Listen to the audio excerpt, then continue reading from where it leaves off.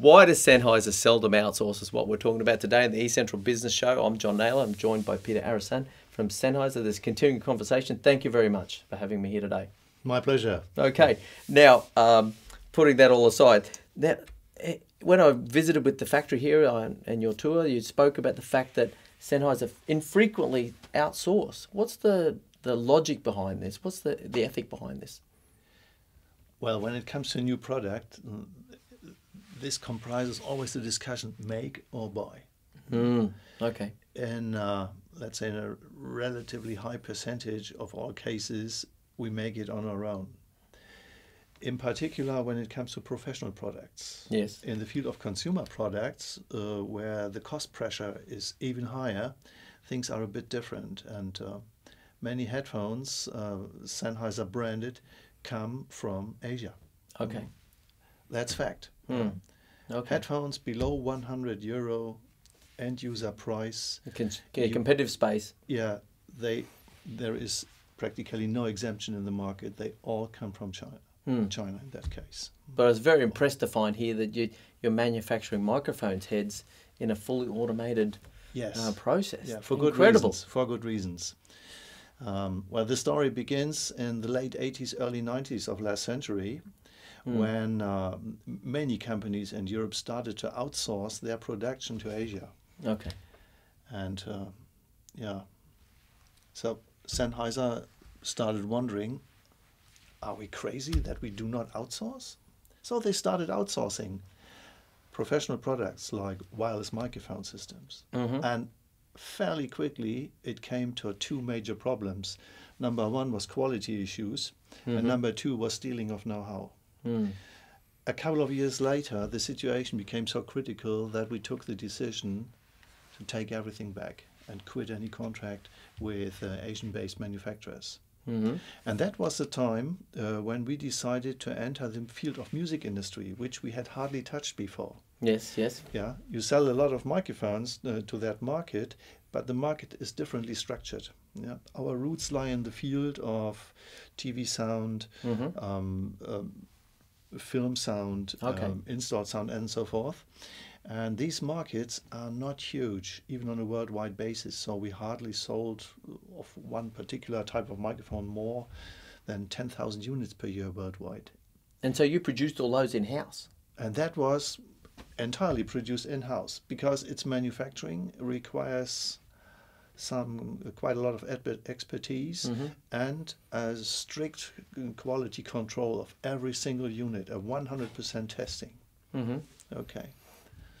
Good reason for considerable prices. In the music industry, they also want high quality mics, but at much lower prices.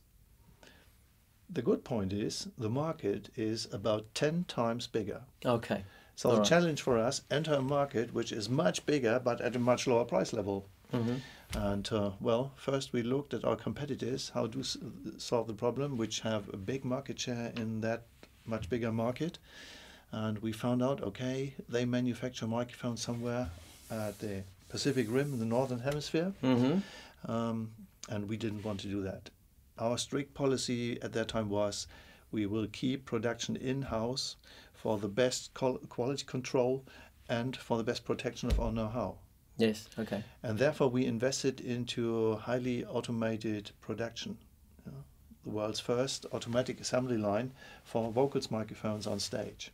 And to become successful, the target was you have to produce 3,000 microphones every day on working days. 3,000? 3,000, yeah.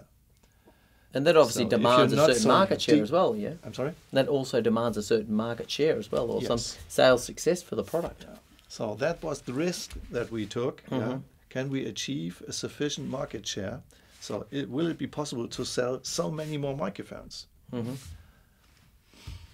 After some problems in the beginning, which could be overcome, it became a huge success. In the long run, it's now running for 20 years. We may say that this has been one of the biggest successes in our company history. The evolution line of microphones, particularly designed for the needs on stage. Oh, of course, and the equipment that I use myself in video blogging, yeah? Yes. Tremendous for that It's application. not meant exclusively for the music industry, but for practically all types of application where microphones are needed. Yep. And the success became even bigger once we added a full line of wireless microphone equipment called Evolution Wireless. Yes. And yeah, the success story, well, has no end so far, and we hope that there will be no end. Yeah. Okay. So you find it, you're able to, and obviously there's a fine line, or maybe not such a fine line in terms of, you know, building a successful and a profitable product line around that sort of thing, where you can produce still here in Europe and in your own premises and still beat the price points of Asia, where we know that, you know, labor costs are low. When, you know, obviously if there's a scale volume, there's, you know, you can get very, very low prices, yeah. But you can compete from right here in near Hanover. Yes. Amazing.